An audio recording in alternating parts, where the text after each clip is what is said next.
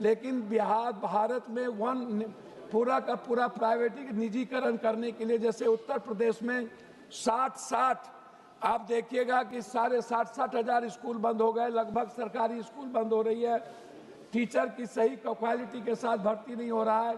तो क्या private school जो बिल्कुल सरकार जो जैसे AIM खत्म कर रहे हैं, IIT खत्म कर रहे हैं, पूरा निजीकरण लोगों के हाथ में दे रहे हैं, तो इसके लिए कोई ऐसी बॉडी, रेगुलेटरी बॉडी बनेगी क्या? कोई अकाउंटेबिलिटी तय होगा इस देश में?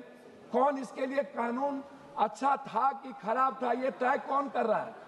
अच्छे लोग कौन है यहाँ पर बैठे हुए जो सब मिलके तय कर रहे हैं कौन कानून खराब था, कौन कानून अच्छा होगा? ये पूरा का पूरा जो संशोधन है वह अपने फायदे के लिए पूंजीपति, बड़े बड़े कॉरपोरेट, बड़े बड़े निजीकरण वाले लोगों के लिए कानून बनती है। तो मेरा हेल्थ को लेकर के है, ये जो डॉक्टर जिस तरीके से पूरा का पूरा चिट्ठा लिखते हैं, या हम जब जांच करने जाते हैं या हम अस्पताल में जाते हैं तो हमको मरे हुए लोगों को भी ICU पर भर्ती करके पैसा वसूलता है और मनमानी फीस लेता है।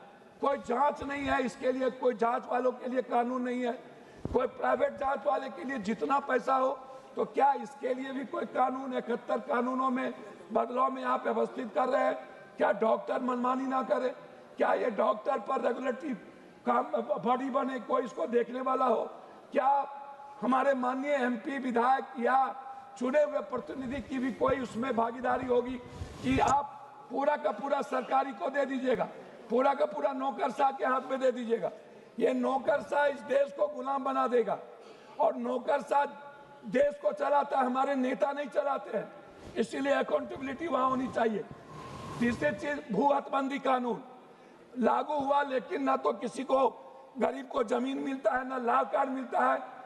उद्योगपतियों के लिए 1 रुपये में 1000 बीघा जमीन मिल जाता है, लेकिन यदि गरीब को 5 डिसमिल जमीन की बात होगी, गरीब को देने की बात होगी, तो उसको नहीं मिलता। क्या उसके लिए कोई कठोर कानून लाए जाएंगे? दूसरी चीज, हम बात आपसे करते हैं, जज नहीं है, आप उठा करके देख लीजिए केस पर केस, चार्जशीट कौन देता है?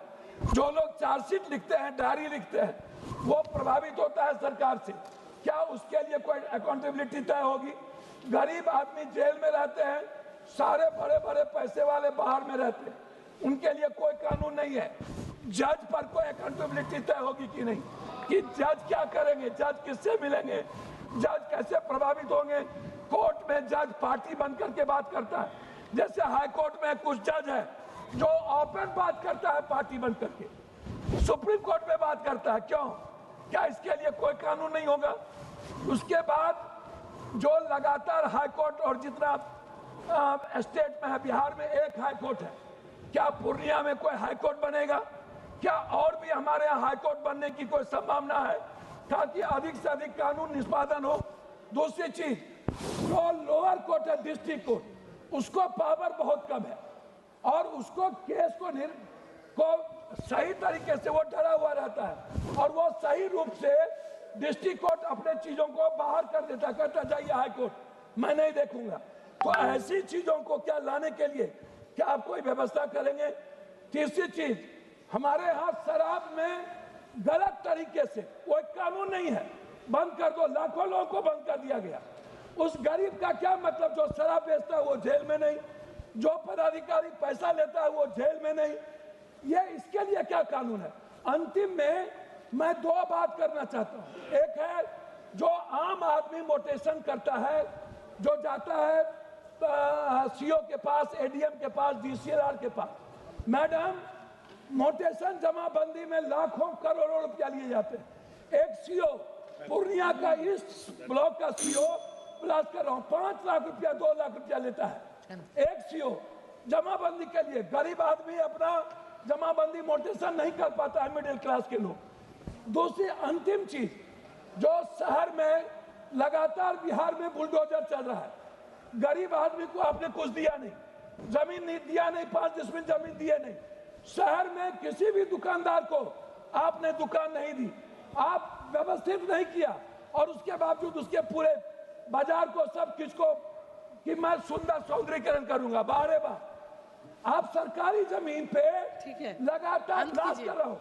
सरकारी जमीन माफिया लोग दिखा रहे हैं मैडम, टोटल मोटेशन कर रहा है, पूरा कब्जा कर लिया, लेकिन आम आदमी को नहीं मिलेगा। इसीलिए इसके लिए क्या कानून है, मेरा अंतिम में आपसे मैडम आग्रह है खत्म कीजिए। कि आप अधिक से अधिक जज को अकाउंटेबिलिटी में लाइए, अधिक से मेंबर श्री अधिक आप प्रशांत पटोले हाईकोर्ट जी। का बेंच का निर्माण करिए। ये मेरा आपसे आग्रह है। बहुत बहुत धन्यवाद। प्रशांत पटोले।